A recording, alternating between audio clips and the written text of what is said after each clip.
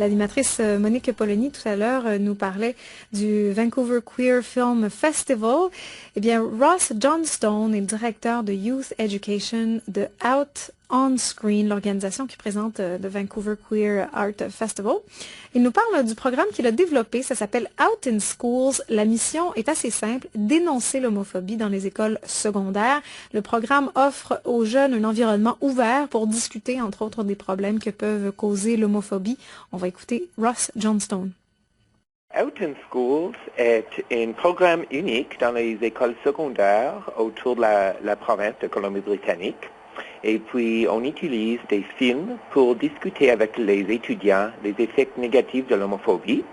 Alors, en particulier, on utilise les films qui ont été produits par les jeunes pour les jeunes. On a des programmes ou des initiatives qui leur enseignent à produire leurs films. Et aussi, on a un concours de court-métrage pour les jeunes qui s'appelle Lutte contre l'homophobie. Et pour la première fois cette année, le concours a été ouvert à les jeunes de toutes régions du pays.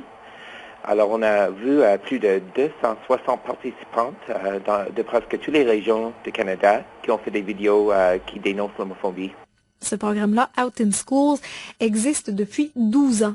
Qu'en pensent les jeunes? Quelles sont leurs réactions? Les voici. Les réactions des étudiants sont vraiment positives.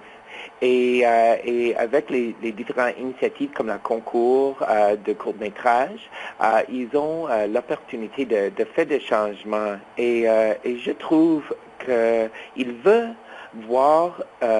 ils veulent être enseignés d'une histoire diverse.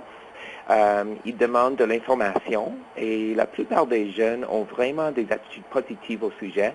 Et beaucoup veulent changer leurs écoles pour le meilleur. Depuis notre naissance, on a présenté à jusqu'à 35 000 jeunes autour de la province. Alors, les professeurs et les parents nous disent qu'ils voient des changements dans l'atmosphère dans les écoles.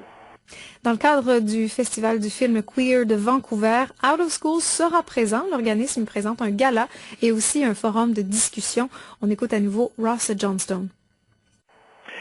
OK, il y a plusieurs choses. Premièrement, les gagnants de notre concours reçoivent leur prix de dimanche soir au cinéma de Van City devant leurs parents et puis leurs amis aussi. Ça, c'est notre gala qui s'appelle Fierce, Fabulous et Under 25. Et c'est là où on joue les vidéos des gagnants.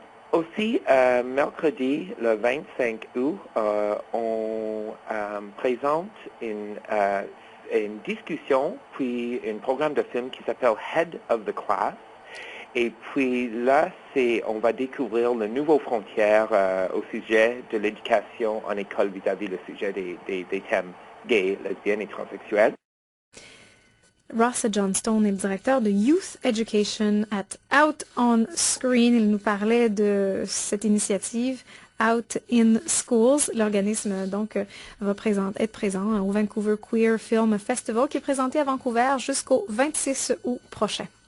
Dans les autres nouvelles qui ont secoué le monde culturel, les funérailles de la chanteuse québécoise Ève Cournoyer ont eu lieu hier. Elle est morte à l'âge de 43 ans à Montréal. Elle était très active, bien sûr, dans le milieu de la chanson depuis une dizaine d'années. Elle venait tout juste de lancer un nouvel album, Le Labeur de la Fleur. D'ailleurs, on vous passera plusieurs chansons d'elle dans les prochains jours. Je vous en promets une pour demain. Hein? C'est un message que je viens de passer à mon réalisateur Denis Couture pour qu'on puisse entendre Ève Cournoyer. Elle avait notamment fait la première partie du spectacle Kanasuta de Richard Desjardins de 2004 à 2008 et aussi signé la trame sonore de 2 très beaux films de François Delisle. Alors voilà, on lui a donné un dernier hommage. C'était hier soir à Montréal. Et puis le réalisateur de Top Gun, Tony Scott, s'est tué dimanche en sautant d'un pont de Los Angeles. Il avait 68 ans. L'enquête privilégie l'hypothèse d'un suicide. Plusieurs personnes avaient appelé les secours dimanche pour signaler que quelqu'un avait sauté du Vincent Thomas Bridge. Une équipe de plongeurs a retrouvé le corps quelques heures plus tard.